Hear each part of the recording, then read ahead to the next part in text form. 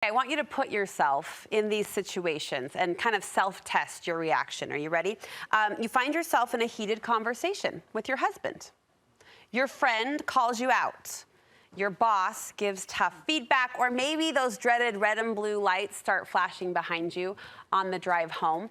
Our next topic could apply to any of the above scenarios. We're asking our next guest a seemingly simple question, which is, how can I avoid crying in times of conflict? How can I keep the floodgates closed just long enough to communicate my feelings in a composed and confident way?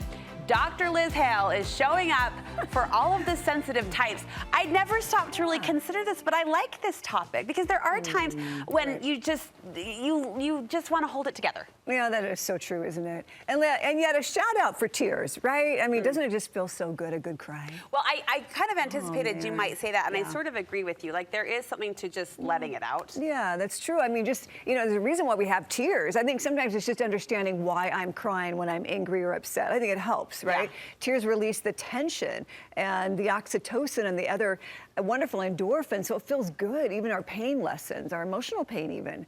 And it also, you know what I think is so interesting? Brookie, if you examine tears, there is cortisol in tears. Isn't that lovely? So that stress hormone. Yes. Yeah. There's a reason why we cry. And they did a study on babies. Babies sleep better after a good cry. So that's a point up for sleep training, right?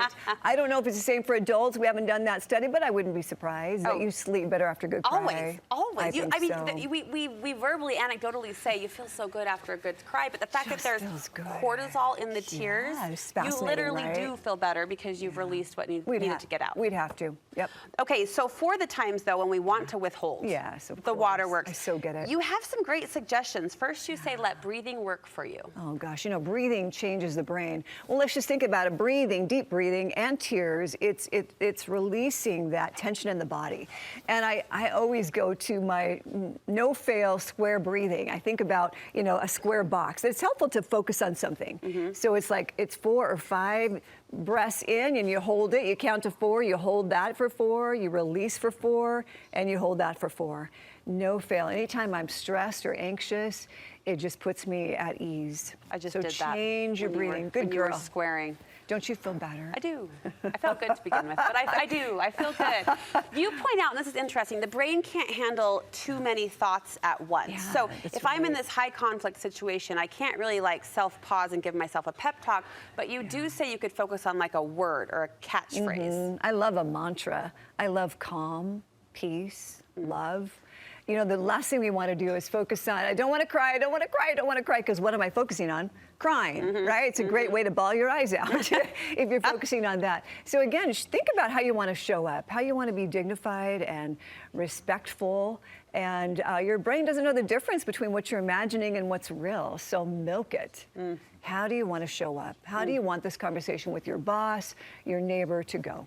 And is focusing on the other person helpful, the boss, the neighbor, or the husband? Yes, well, I think so. In our next tip, it's like with that, I love this Martin Buber. He was a philosopher, and he determined there's 2 ways to show up in a relationship. One is I and it. The other one is I and thou. I and it is treating you or someone else like you're an obstacle. You're getting in my way of getting something accomplished. I and thou is I'm treating you or others as if you have the similar dreams, thoughts, feelings, fears that I do.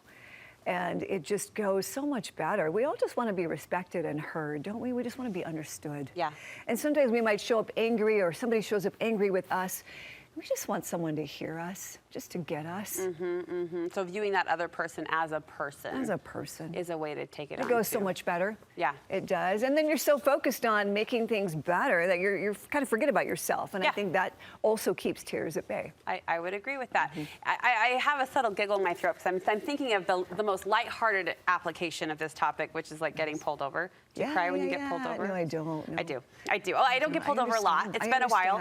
But that feeling of, and it kind of ties into this next strategy or this next tip, because you point out tears often are associated with doing something wrong, and we Right. often react from that place. Right. I think so. I think we're so used to, especially as women, oh, I'm sorry, you're upset, sorry, officer, right? We're just, that's just kind of part of our nature, I suppose, until we train a little differently. Sometimes all somebody needs is an acknowledgement. Sometimes we haven't done anything wrong. And I think we need to save apologies for when we really have messed up, right? For when I really have stepped on your toes or crossed the line.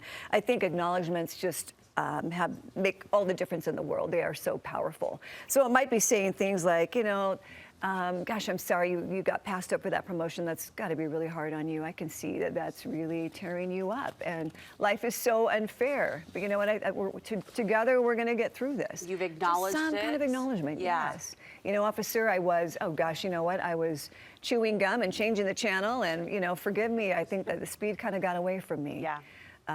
So, you know, I think sometimes when we're angry, we cry. When we're hurt, we cry. And I think there's some other options. Not that crying is ever bad, right? But sometimes you just want to feel maybe a little bit more dignified and be able to be a little bit more present. Yeah. When I cry, I can't talk. Yes. I can't think straight. Yes. And then I'm embarrassed. Right.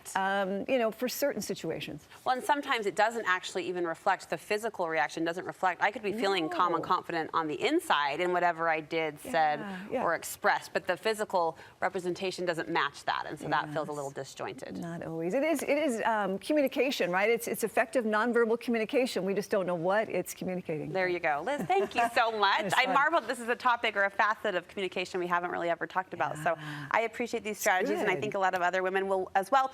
We so value you and your wise words, and you can get more of Dr. Liz on your podcast. Yes. Stronger Marriage Connection, wherever you get your podcasts. Yep. Dr. Liz and Dr. Dave, they serve up great conversation. You interview some great people, too. I know. You know, it's so interesting. It's people I never would have met otherwise. That's what I've really appreciated most about doing a podcast. Yeah. Never sought out to do one, but the Utah Marriage Commission is something that's so near and dear to my heart, and that's who sponsors us. You bring out the best advice and the best focus and celebration of marriages, so thank you for that. We'll link you over to the podcast from our website so you can find an easy connection point.